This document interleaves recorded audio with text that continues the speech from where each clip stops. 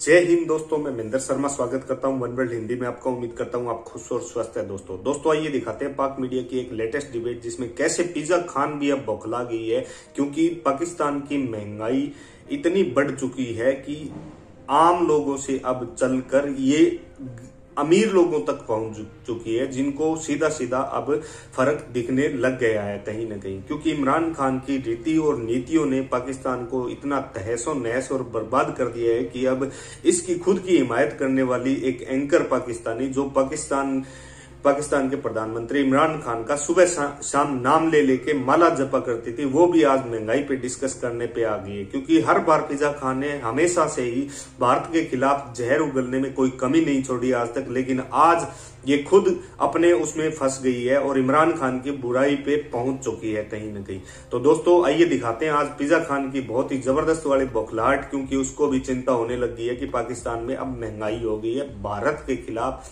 जहर उगलना छोड़ के।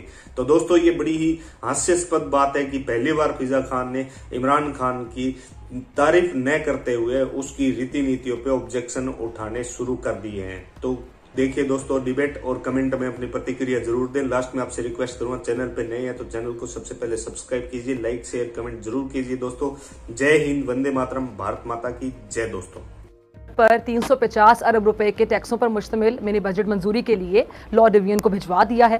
फिर काबीना से मंजूरी के लिए बजट पेश किया जाएगा। अच्छा, ज़राए का कहना है कि बजट को फौरी नाफिज करने के लिए सदारती ऑर्डिनेंस जारी किए जाने का इम्कान है। और ज़राए FBR के मुताबिक मिनी बजट में IMF शराइत के तहत टैक्स छूट और मराहत ख़त्म की जा रही हैं। इतलात के मुताबिक जिन अशिया पर सेल्स टैक्स 17% से कम है, उन पर भी सेल्स टैक्स 17% तक किए जाने का इम्कान है। अच्छा, मखसूस शोबों को हासिल टैक्स छूट को भी ख़त्म किए जाने का इम्कान जाहिर किया जा रहा है। अच्छा, यह वाज़ेह रहे कि पाकिस्तान को 12 जनवरी 2022 से पहले IMF की शराइत पर अमल दरामद करना है।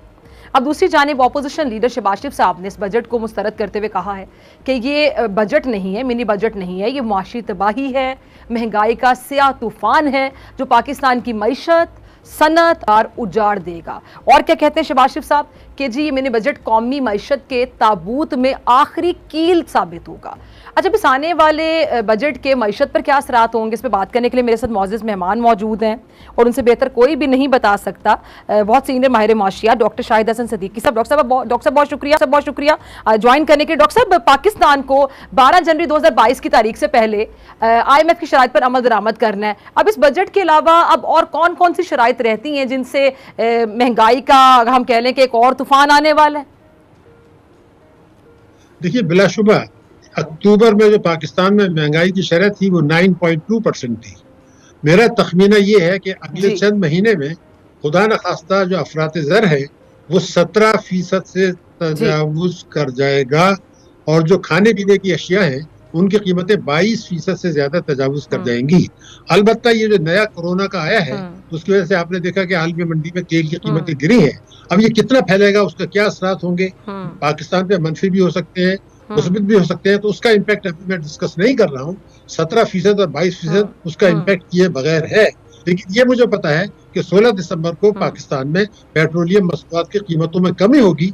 हालांकि पेट्रोलियम लेवी बढ़ाया जाएगा, क्योंकि इतनी ज्यादा कमी हो चुकी है आलमी मंडी में कि उसका बेनिफिट देना ही पड़ेगा। एक तो ये बुनियादी चीज होगी, मगर सबसे अहम सवाल ये है कि जो अपोजिशन वाले भी कह रहे हैं कि ये जो 900 अरब रुपए का तकरीबन पैकेज है जो अवाम के ऊपर जा रहा है, ये मालदार तबकों पे इनकम टैक्स पे नहीं जा रहा, ये इनडायरेक्ट टैक्सेस हैं, तरक्याती खर्चात में कटौती है, बिजली के नर्क है, पेट्रोल के नर्क है, सब्सिडीज विड्रॉ करनी है। तो मैं तो सिर्फ एक सवाल उठाना चाहता हूँ, एक सवाल वो ये है कि 2019 में इमरान खान साहब एक टैक्स एमनेस्टी स्कीम लेकर आए थे।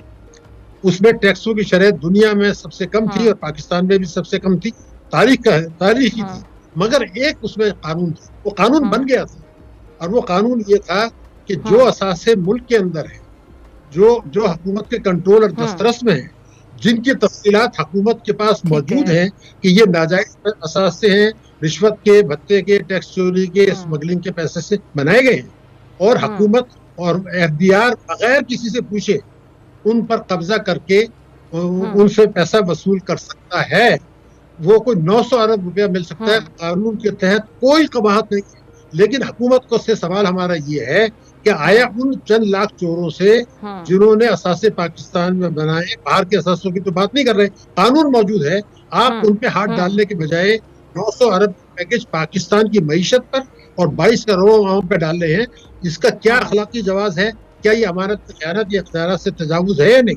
जो लोग ये समझते हैं कि ये 900 अरब की क्या बात कर रहे हैं, तो मैं आपको एक मिसाल दूंगा क्योंकि टाइम शॉर्ट होता है, कि एक आदमी ने 1 करोड़ रुपया कौमी बचत स्कीम में जमा कराया, उसने इनकम टैक्स में डिक्लेयर नहीं किया, उस पर आमदनी इनकम टैक्स नहीं दिया, जो भी 30% 35% हो, और एमनेस्टी से भी फायदा नहीं उठाया, तो क्या मजबूरी है कि मुल्की कानून के तहत FBI उसके खत लिख दे कि जनाब ये 1 करोड़ पे आपने इनकम टैक्स नहीं दिया। जो तनख्वाहदार तबके जमा कराते हैं वो तो जो पहले इनकम टैक्स देते हैं फिर पैसा जमा कराते हैं, इस पर इतना टैक्स बनता है, आप दे दें, नहीं तो ये आप कैश नहीं करा सकते।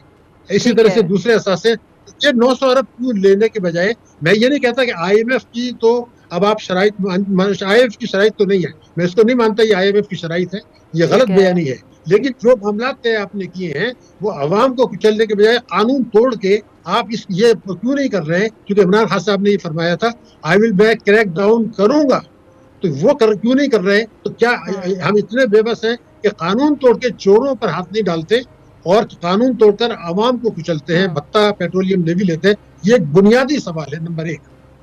मगर एक और दूसरा बड़ा अहम सवाल उठ रहा है, ये तो अक्टूबर में हमारे मुज़ाकरात होने थे IMF के साथ, मेरे हिसाब से 2 या 3 दिन का काम था, ये करने चाहिए थे, तो हमने उसको मिड नवंबर तक जो ले गए, उसकी वजह ये थी कि हमने डिस्काउंट रेट को कम रखा हुआ था और हम सस्ती शरह सूद पर कर्जे लोगों को दे रहे थे, जिससे तिजारती खसारा बढ़ रहा था, और 23 रुपया हमारा 22 से अब तक डॉलर गिर गया। तो जो 60 अरब डॉलर की इम्पोर्ट्स हैं, जो आपकी पेट्रोलियम मसनूआत है, वो महंगी हुई, जिसकी वजह से मसला हुआ। तो ये आपने मुलतवी क्यों, डिले क्यों किया, IMF को सस्पेंड क्यों किया? उसकी वजह मैंने आपको बता दी कि IMF ये कहता है कि आप अफरात-ए-ज़र अगर आप ज्यादा है तो आप शरह सूद को कम नहीं कर सकते। ये एक्चुअली शुरू हुआ था जो मार्च से 2020 से, जब हमने 13.25 से 7% पे लेके आए, तो ये जो 20 महीने मुअत्तल रखा है, ये पाकिस्तान की तारीख में एक रिकॉर्ड है।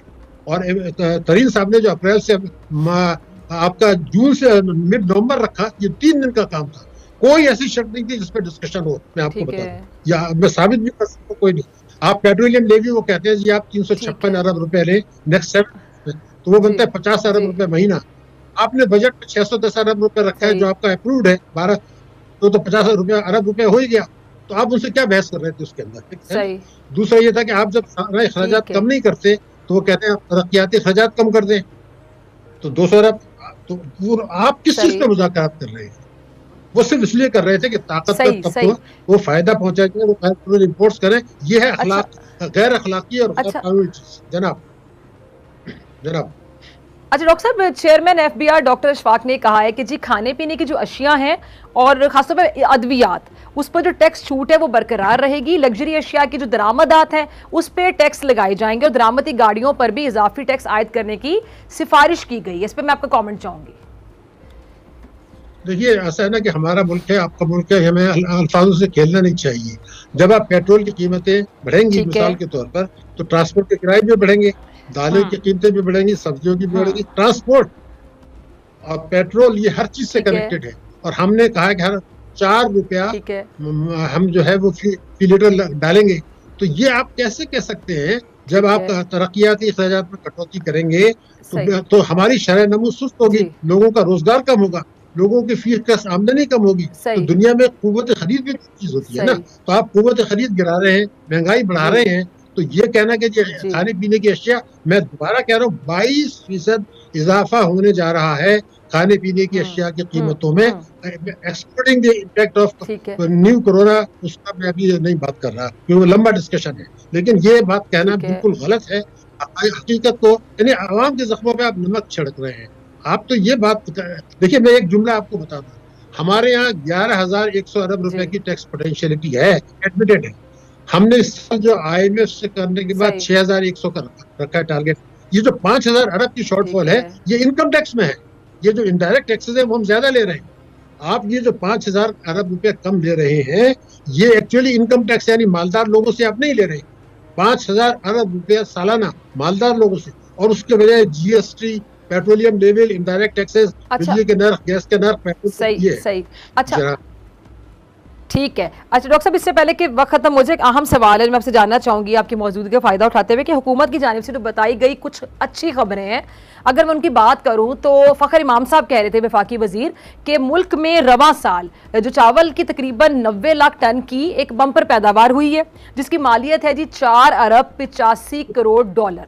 और FBR का दावा यह है कि रवा माली साल के 5 माह से में जो हदफ है, हदफ से 297 अरब रुपए ज्यादा टैक्स इकट्ठा कर लिया गया है। और मुशीर बराए तिजारत अब्दुल रज़ाक दाऊद के मुताबिक नवंबर में बरामदात 2.90 अरब डॉलर रही हैं, जो किसी एक महीने में होने वाली कह रहे जी अब तक सबसे ज्यादा बरामदात समझ लें। तो ये जो हुकूमती दावे हैं, आप इनसे मुतमईन हैं? नहीं, देखिए ना, उनको जो दावे कर रहे हैं उनको भी पता है कि वो अपना लीपा पोती कर रहे हैं। मैं बिल्कुल आपको वाज़ेह तौर पे बताता हूँ, अगर हम महंगाई आपकी बढ़ रही है, इंपोर्ट्स जो है वो तारीखी है, क्या ये हकीकत नहीं है? मैं एक लफ्ज इस्तेमाल कर रहा हूँ, नवंबर 2021 में पाकिस्तान का जो तिजारती खसारा यानी इंपोर्ट और एक्सपोर्ट का फर्क, वो पाकिस्तान की 74 साल तारीख में सबसे ज्यादा है। सबसे ज्यादा 74 साल में कभी इतनी तिजारती खसारा नहीं हुआ। आपने एक्सपोर्टर्स को बेतहाशा मराद दी है और रुपए की कदर गिराई है, तो उससे एक्सपोर्ट थोड़ी बहुत तो बढ़ती है। यानी 23 रुपए जब आप डॉलर पे गिराएंगे तो आप अपनी कीमत नर्ख कम करेंगे ना डॉलर में। तो ये जो अल्फाजों से ये खेल रहे हैं, इंपोर्ट्स बढ़ी है, तिजारती खसारा बढ़ा है और एक्सपोर्ट आपकी जो है इतनी कम है अभी भी। ये मामूली इजाफा जो है वो कंसेशंस की वजह से है और रुपए की कदर की वजह से है। चावल की जो बात कर रहे हैं, तो अगर आपका चावल बढ़ गया, मैं तो सिर्फ ये कह रहा हूँ कि हमारी 4 बरस जो इस हुकूमत के हैं, इसमें अगर इस पर हुकूमत चैलेंज कर ले, हमारा औसत जो ग्रोथ रेट है मईशत का, वो है 2.6%। 4 बरसों का औसत सालाना। इनको विरसे में मिला था 5.5%। कितनी भी कहानियां बना ले, अगर 2.6% आपका मईशत ग्रो करती है और आपकी आबादी 2.2% बढ़ती है और 70% ग्रोथ जो है उसका फायदा अशराफिया को जाता है, मतलब हुआ गुर्बत बढ़ेगी, बेरोजगारी बढ़ेगी, महंगाई बढ़ेगी, गरीब और अमीर का फर्क बढ़ेगा। और ये बातें इमरान खान साहब पहले करते रहे थे, मैं कोई नई बातें नहीं कर रहा। रज़ाक दाऊद साहब को भी पता है कि वो जो बातें कर रहे हैं वो हकीकत पर मबनी नहीं है। तो आपके ग्रोथ रेट। डॉक्टर साहब, अभी मेरे पास आखिरी मिनट है, मैं आपसे सिर्फ जानना चाहूंगी, आपसे जानना चाहूंगी कि हुकूमत, महंगाई जब होती तो हुकूमत कह देती थी खाने पीने की अशिया माफिया की वजह से महंगी हो गई है। तो अब सवाल जहन में ये आता है कि माफिया क्या सिटिंग गवर्नमेंट से ज्यादा मजबूत है? अगर हम मान लेते हैं कि जी माफिया इतना मजबूत है कि प्राइम मिनिस्टर के भी कंट्रोल से बाहर है, प्राइम मिनिस्टर के लिए भी आसान नहीं उनको कंट्रोल करना, कह लें कि ऑलमोस्ट इम्पॉसिबल, नामुमकिन है, तो ये तो सिटिंग गवर्नमेंट की क्रेडिबिलिटी खराब होने वाली बात हो गई ना कि माफिया आपसे ऊपर है। कंट्रोल किसने करना है? सिटिंग गवर्नमेंट ने। डॉक्टर साहिबा, मैं आपसे अर्ज कर दूं, इमरान खान साहब ने जो लफ्ज़ इस्तेमाल किया है कि माफिया ने हमारी मईशत को कंट्रोल कर लिया है, तो अगर आप अपोजिशन में हो या इख्तियार में आने के 3 महीने के अंदर कहें तो ये बात सही है। 3 साल 3 महीने के बाद आप ये कहते हैं, इसका मतलब ये है कि आप बेबस नहीं है, आपने उनको गले लगा लिए। और क्या मैं अगर रिकॉर्ड पे एक जुमला कह दूं, अगर कोई डिनाई करे, वो जो माफिया जिनको उन्होंने गले लगाया है, अगर वो नाराज हो जाए तो ये हुकूमत बरकरार नहीं रह सकती, क्योंकि जो लोगों को उन्होंने टिकट दिए थे, जो पार्लियामेंट में हैं, जो काबीना में हैं, वो अगर नाराज हो जाए, जिसमें माफिया के लोग शामिल हैं, तो वो इख्तियार में रह नहीं सकते। तो 3 साल 3 महीने बाद जब वो ये कहते हैं माफिया ने मुल्क के वसाइल पर कब्जा कर लिया है, वो इस बात का एतराफ है कि बेबसी का मसला नहीं है, मसला ये कि इख्तियार के लिए उन लोगों की खुशनुदी जरूरी है। और जो पॉलिसियां मैं 1 दर्जन गिरा सकता हूँ किसी वक्त, जिससे ये साबित होता है कि उन्होंने तमाम बेशतर पॉलिसियां माफिया को खुश करने के लिए, माफिया के नाजायज मफादात के तहफ़्फ़ुज़ के लिए बनाई है, आवाम के ऊपर बोझ डाला है। कि पिछली हुकूमतों ने भी किया था, इन्होंने कुछ ज्यादा कर दिया है। ये बिल्कुल रिकॉर्ड पे चीज है जिसको डिनाई नहीं किया जा सकता। ठीक है डॉक्टर साहब।